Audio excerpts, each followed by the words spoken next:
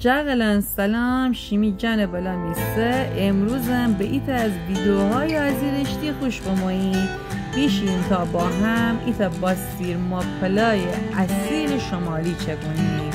اول از همه نیاز داریم به ایت مرغ به وزن 1.200 تا 1.300 که از 2 ساعت قبل باید مرغ با آب و نمک و سرکه بنیم تا خونابی که مرغ میان بافتی میاندره ازش خارجه و نکته خیلی مهم نیسته. بعد از اینکه مرغ از آب و سرکه خارجه کنیم با آب و نمک نیم تا قشنگ 30 تا 35 دقیقه نیم پخت بابه.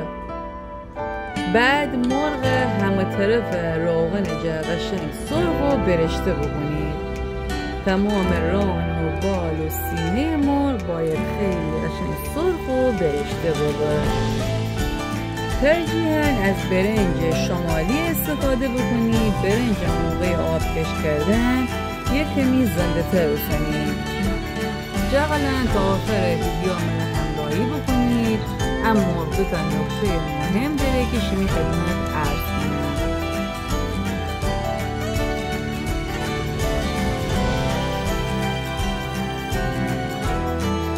جغلن مواد داخل شکم مرغ 150 گرم گردی سالیده شده. ای به پیاز رنده درشت زنید.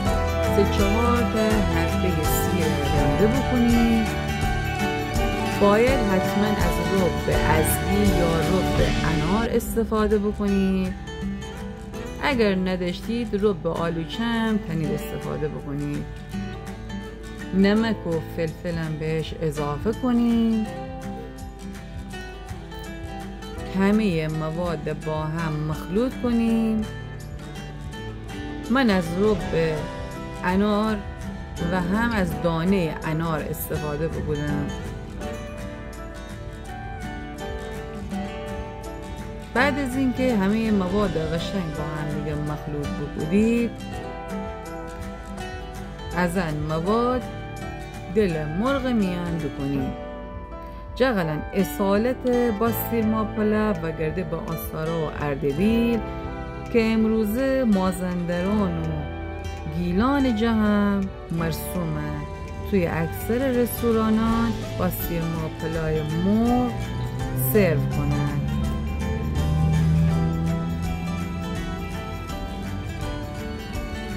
وشنی که غذای بخورده دند منچیگم. وشنی که نخورده پیشنهاد کنم که از ان با سیرما پلا چه کنید و از خوردنش لذت ببرید.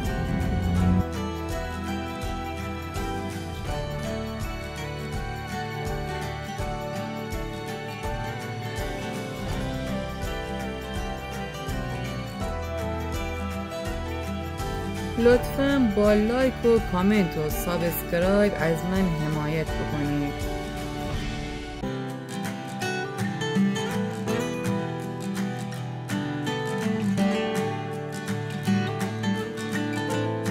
امروزه ترکمن و باکو میانم با سیرما پلا چه کند ولی از گوشت گوسفندی استفاده کند.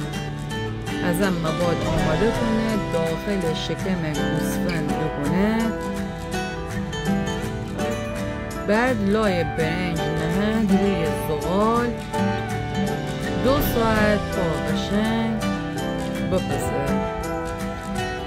سیب زمینی هم که قشنگ ورقه بگولین قابلمه تاج روغن کنید و سیب زمینی پیچینید.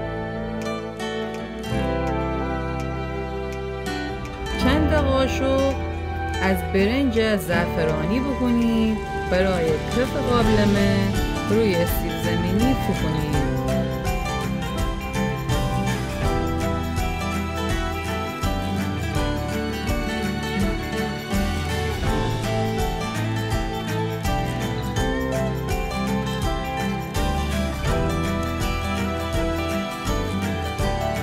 الان مرغ روی برنج قرار بدید. نکته مهمش قسمته که باید رب ازگیل یا رب انار با کمی آب جوش مخلوط بکنید و خیره دقیقی درسته ام مرغ قشنگ رومال بکنید. شما نگم که بعد از رومال ام مرغ چی لذتی داره.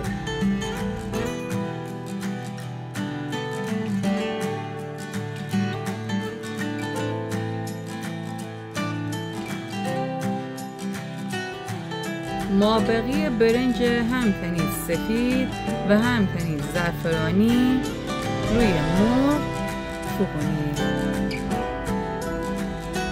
جغلان ان باستیرما پلای باید 1.5 ساعت روی شعله ملایم بنید تا قشنگ مرغ بپزه.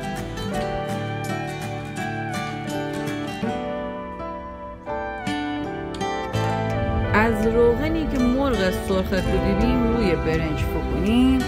اگه کره محلی هم دارید تنید کار بکنید. از کره حیوانی هم تنید استفاده بکنید.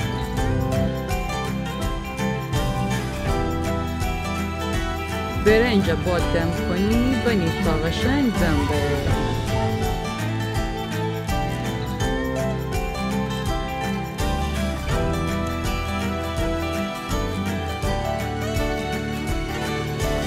باستیرما پلای آسترالدرون با گوجه سرخ کرده سرو کنید. منم چند دانه گوجه ریز استادمو سرخ کنم.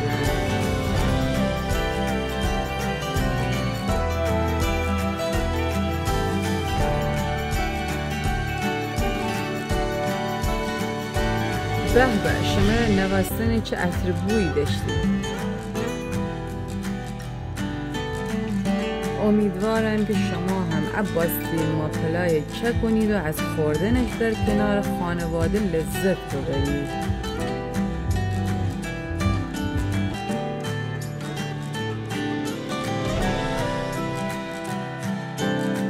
به به محشر بوست محشر.